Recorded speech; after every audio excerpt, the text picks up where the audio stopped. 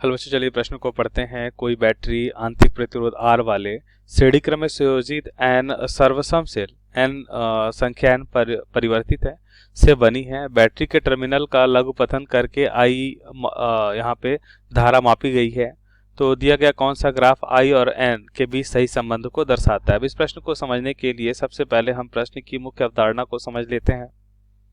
सबसे पहले हम देखेंगे मुख्य अवधारणा। सबसे पहले देखते हैं कि यदि n सेल श्रेणी क्रम में लगे हैं, यदि n सेल श्रेणी क्रम में लगे हैं तो n सेलों का यहाँ पे, और इसका हम मान लेते हैं आंतरिक प्रतिरोध भी साथ में ले लेते हैं R, और यहाँ पे n सेल हैं तो इन सेलों का विद्युत वाहक बल मान लेते हैं क्या है, E है। तो ये हो जाएगा, इस तरह से n सेल हैं। कितने सेल हैं? n सेल हैं ऐसे। तो इनका तुल्य, हम अगर प्रतिरोध देखें तो तुल्य प्रतिरोध अब श्रेणी क्रम संयोजन है, ये हमें दिखाई दे रहा है, ये श्रेणी क्रम संयोजन है। तो श्रेणी क्रम संयोजन में तुल्य प्रतिरोध क्या होता है? R1 plus R2 plus R3 जुड़ जाता है Rn तक। तो यहाँ पे देखेंगे कि सभी समान है, तो इसलिए क्या हो जाएगा, n इंटू R हो जाएगा।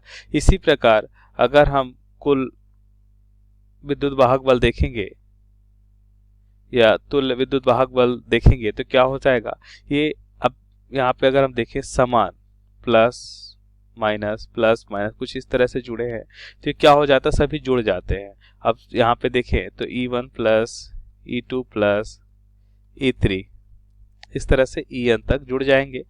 अब यहाँ पे अगर सभी समान है तो क्या हो जाएगा, E प्लस En है तो n गुना हो जाएगा E का। तो ये होता है यहाँ पे श्रेणी क्रम संयोजन प्रतिरोधों का और विद्युत वाहक बल ई वाले बैटरी का। तो यहाँ पे अब देखते हैं उत्तर को। तो पहले जैसा प्रश्न में दे रखा है उसको यहाँ पे हम एक चित्र के माध्यम से बना लेते हैं कि एक यहाँ पे बैटरी है R प्रतिरोध की, और इस तरह n बैटरी को हम श्रेणी क्रम में लगा देते हैं। इस तरह की n बैटरी को हम क्या करते हैं, श्रेणी क्रम में लगा देते हैं। अब इसको हम लघुपतित कर देते हैं। तो ये E मतलब विद्युत वाहक बल, R यहाँ पे इसका प्रतिरोध हो जाएगा। अब इसे हम क्या करते हैं, लघुपतित कर देते हैं। लघुपतित करने का मतलब यहाँ पे इसे हम जोड़ देते हैं।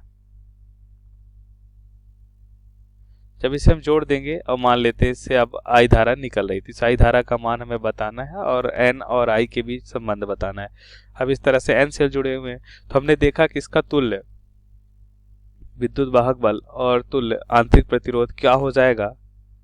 तो तुल्य विद्युत वाहक बल हमने मुख्य अवधारणा में देखा कि यह हो जाएगा n इंटू E, और तुल्य आंतरिक प्रतिरोध कितना हो जाएगा, n इंटू R हो जाएगा। क्या हो जाएगा, ये n इंटू R हो जाएगा। अब इससे बहने वाली धारा I है, तो हम जानते हैं कि I धारा का मान क्या हो जाएगा। अब ओम नियम से हम जानते हैं I इक्वल्स टू होता है V बटा R इक्विवेलेंट। तो यहाँ पे तुल्य विद्युत वाहक बल कितना है, या E बटा R इक्विवेलेंट। तुल्य विद्युत वाहक बल कितना है, यहाँ पे V ही लिखते हैं हम। तो ये हो जाएगा n इंटू E, और ये हो जाएगा n इंटू R। तो n से n कैंसिल हो जाएगा, और I हमें क्या मिल रहा है, E बटा R। हमें ग्राफ किनके मध्य बताना है, I और n के बीच हमें बताना है, I और n के बीच। तो हम क्या देखते हैं कि n पे निर्भर ही नहीं करता है, तो यहाँ पे लिखते हैं दिए गई स्थिति में, दिए गए स्थिति में या दिए गए प्रश्न के अनुसार हम देखते हैं धारा का मान n पर निर्भर नहीं करता है।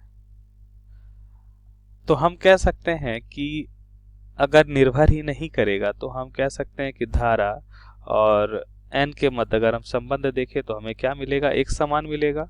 हमें आई और एन के मध्य संबंध बताना है, तो मान लेते हैं वाई दिशा में धारा और एक्स दिशा में अगर हम एन लेते हैं, तो यहाँ पे देखते हैं कि अगर ये धारा एन पे निर्भर ही नहीं करता है तो एक नियत मान बना रहेगा, और इसका मान हमने देखा कितना रहेगा, ई बटा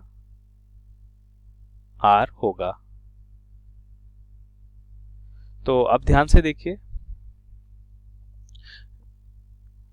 अब हमारे प्रश्न का सही विकल्प कौन सा होगा। देखिए ये तो सभी जगह यहाँ पे निर्भर कर रहा है, तो ये तो नहीं होगा। यहाँ पे सही विकल्प ए हो जाएगा। यहाँ पे हम देखते हैं धारा का मान एन पे निर्भर ही नहीं करता है। तो दिए गए प्रश्न का सही विकल्प ए है। आशा करते हैं आपको समझ आया होगा। धन्यवाद।